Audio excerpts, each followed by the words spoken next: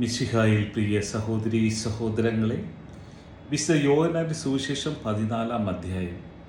യേശു പിതാവിലേക്കുള്ള വഴി.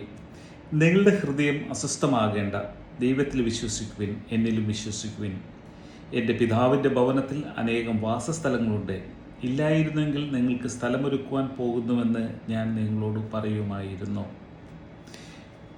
ഈ വചനത്തിലൂടെ നമുക്ക് പ്രത്യാശ നൽകുന്നത്, സ്വർഗത്തിൻ്റെ പൗരന്മാരായിട്ട് നമ്മളെ ഈ ഭൂമിയിലേക്ക് അയച്ചിരിക്കുകയാണ് കർത്താവായ ദൈവം.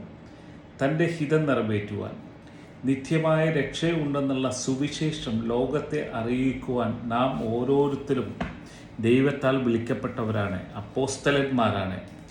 നമ്മുടെ പ്രേക്ഷിത ദൗത്യം നമ്മുടെ ജീവിതം കൊണ്ടും നമ്മുടെ ഓരോ പ്രവർത്തന രീതികളും കൊണ്ടും കർത്താവായ ദൈവത്തെ മഹത്വപ്പെടുത്തുക, രക്ഷയുടെ സുവിശേഷം ലോകത്തെ അറിയിച്ചുകൊണ്ട് ദൈവത്തിൻ്റെ ആത്മാവിനാൽ പരിശുദ്ധി ലഭിച്ച് അവരും നിത്യമായ സ്വർഗരാജ്യത്തിലേക്ക് പ്രവേശിക്കുക എന്ന് തന്നെയാണ് കർത്താവായ ദൈവത്തിൻ്റെ അമൂല്യമായ സ്നേഹം.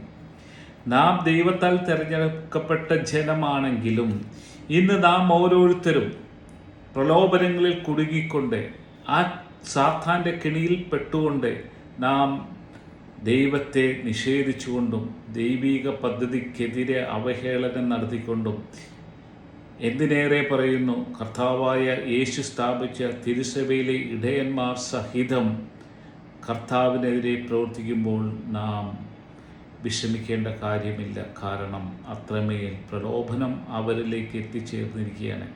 അവർ ഈ ലോകത്തെയാണ് സ്നേഹിക്കുന്നത്. അവരുടെ ഒരു ജോലി മാത്രമാണ് ഈ അധികാരത്തിലേക്ക് എത്തുക എന്നത്.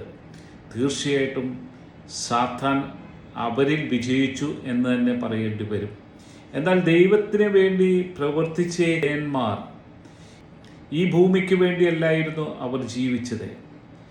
ഈ ലോകത്തിൽ നിന്നും ദൈവത്തിന് ആത്മാക്കളെ നേടിക്കൊടുക്കുകയാണ് വിശുദ്ധരായ എല്ലാവരും ചെയ്തുകൊണ്ടിരിക്കുന്നത്. ആയതിനാൽ നമ്മളിൽ ഏൽപ്പിച്ചിരിക്കുന്ന ദൗത്യങ്ങളെല്ലാം പൂർത്തീകരിക്കാനുള്ള കൃപ നമ്മൾ യാചിച്ചുകൊണ്ട് കർത്താവിനെ മഹത്വപ്പെടുത്തുക. ഈ ലോക ജീവിതത്തിലും അനുഗ്രഹങ്ങൾ വർഷിക്കാൻ കഴിവുള്ള ദൈവമാണ് നമ്മുടെ സ്വർഗസ്ഥനായ പിതാവേ.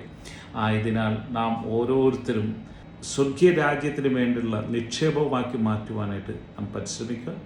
അതിനുള്ള കൃപകൾ നമുക്ക് ഏവർക്കും ലഭിക്കട്ടെ എന്ന് പ്രാർത്ഥിച്ചുകൊണ്ട് ബ്രദർ തോമസ് ജോർജ്, പാണാശ്ശേരി.